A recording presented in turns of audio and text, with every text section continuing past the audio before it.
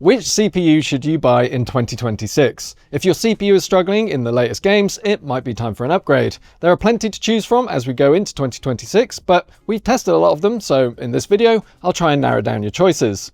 The first thing people tend to ask me when looking to buy a new chip is whether they should wait for a new generation. It's understandable, right? You don't want to drop hundreds of dollars, pounds, yen, euros, whatever, on hardware that's about to be replaced by something way better. And we do know roughly what's ahead of us today. For AMD, that's Zen 6, which is likely to launch towards the middle or end of the year. The Ryzen 9000 series was announced at Computex in June 2024 and landed in July. The first of the X3D chips, which add more cache and are quicker in games, came a little later, launching in November, so there's likely a bit of a wait for those. Though there's a clear upgrade path for AMD users, with some motherboard manufacturers already preempting the new chips with expanded BIOS ROM. In the meantime, the Ryzen 7 9850 X3D will be arriving soon, more or less a 9800 X3D with a little speed boost. Intel is expected to announce its latest generation processors towards the end of the year. These chips, known as Nova Lake, have a lot of work ahead of them to compete with AMD after a rather sloppy launch for Arrow Lake. Though there is a chance that Intel will release another batch of Arrow Lake chips before then, called the Core Ultra 200 Plus. There's potential here for a new high-end chip, the 290K Plus, though if random benchmark results can be trusted at all, which they often can, this would likely be little more than a faster 285K, a chip that, as I'll get to in this video, is a disappointment for gaming. Though motherboard support is a sticky subject for Intel, the existing LGA 1851 socket used across Arrow Lake desktop is reportedly giving way to a newer LGA 1954 socket for Nova Lake, so if you buy a new motherboard now, there's no upgrade path outside of Arrow Lake chips. What this all means is that for the next 6 months or so, we're expecting to stick with our current recommendations for gaming CPUs. So let's dive into the current lineup and see which are worth spending your money on. The Ryzen 9 9950 X3D is the undisputed champion of CPUs right now. With 16 cores, it has 32 threads available to chomp through tasks such as encoding and some video editing. More importantly, for PC gamers, it has a high boost clock at 5.7 GHz and 128 MB of L3 cache close at hand. Games benefit a lot from all that cache. In our testing, we see frame rates often well in excess of the Ryzen 9 9950X, which has just 64 MB of L3 cache, but is otherwise largely identical to the X3D chip. Playing at high resolution or in a more GPU-limited game, the gap closes up considerably, but the price premium for the X3D model isn't that much greater. So if you're looking to build a gaming PC that has no equal, the Ryzen 9 9950 X3D is the chip to go for. Just be aware that a high-end chip requires quality cooling, a larger PSU, lots of RAM, and a matching motherboard, some of which are very expensive these days. Next up, the Ryzen 7 9800 X3D, our current pick for the best CPU for gaming. The reason being it's much more affordable than the 9950 X3D. Most people want 16 cores, but don't actually need 16 cores. The 8 Zen 5 cores offered here are more than enough, and for gaming anyways, they're really all you need. With 8 cores all on a single chiplet, each has straightforward access to a large amount of L3 cache afforded this chip via 3D V-cache technology. That amounts in real terms to one of the fastest CPUs we've ever tested in games. It's marginally slower than the Ryzen 9 9950 X3D due to a lower boost clock, but we're talking maybe a couple frames at 1080p in CPU-limited games. That sort of advantage disappears pretty quickly at higher resolutions and GPU-limited games. The 9800 X3D also has the benefit of a 120 watt TDP, meaning you don't have to spend a fortune on the surrounding components and cooling to make the most of it. It's pretty happy in a mid-range motherboard with an air cooler, plus eco mode will drop demands even further. Though there is a cheaper option here, the 7800 X3D. It uses the same AM5 socket as the 9800 X3D, is nearly $100 cheaper, and sits between the 9800 X3D and 9700X in our testing. Only thing is, the 3D V-cache is positioned differently on the 7800 and requires reduced clock speeds. The Ryzen 7 9700X is sort of the budget option to the 9800 X3D. It has the same 8 Zen 5 cores for a total of 16 threads, however, it doesn't come with 3D V-cache. That means it has just 32 MB of L3 cache, which limits gaming performance compared to those with more, though I wouldn't judge it purely on that stat alone.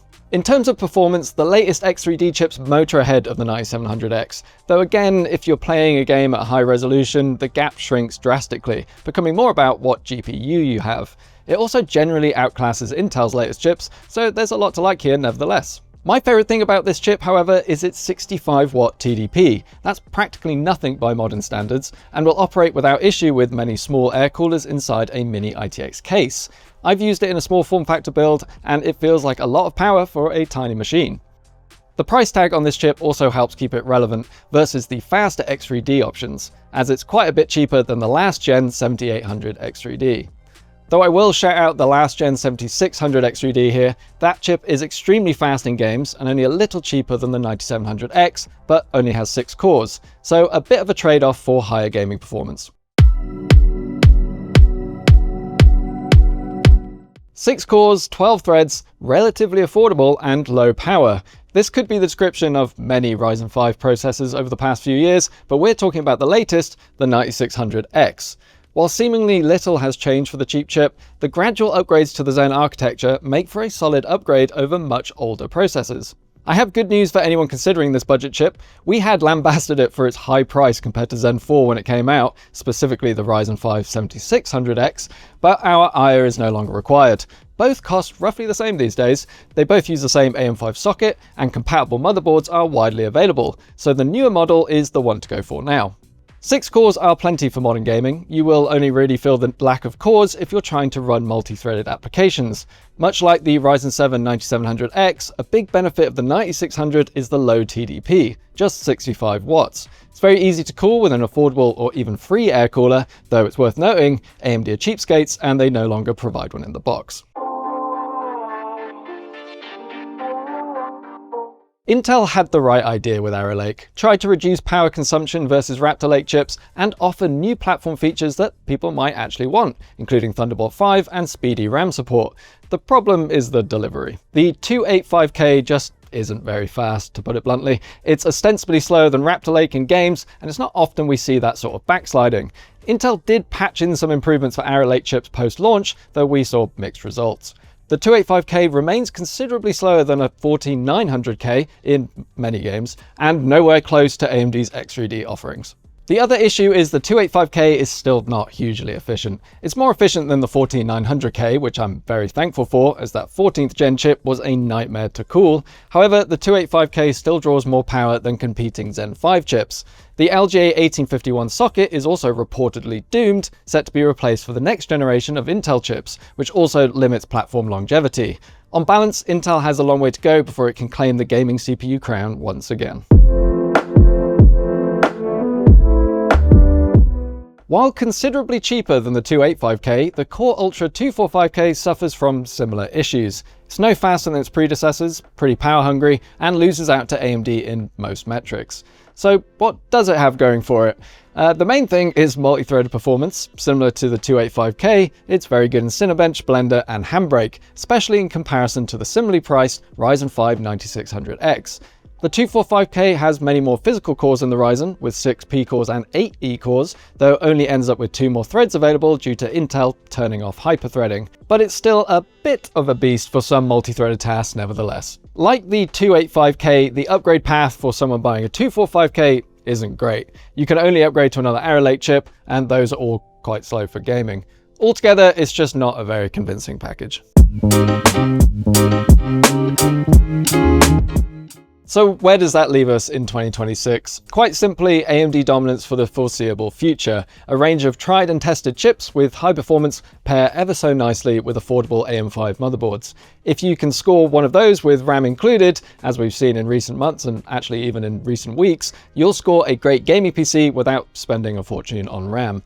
But while it's very trendy to look down on Intel, and I was doing this job during the dull days of Skylake, then more Skylake, and so on and so forth, competition is good for the consumer. So let's hope Nova Lake has a real answer to 3D V-Cache, namely the big last level cache, to help keep prices where they should be.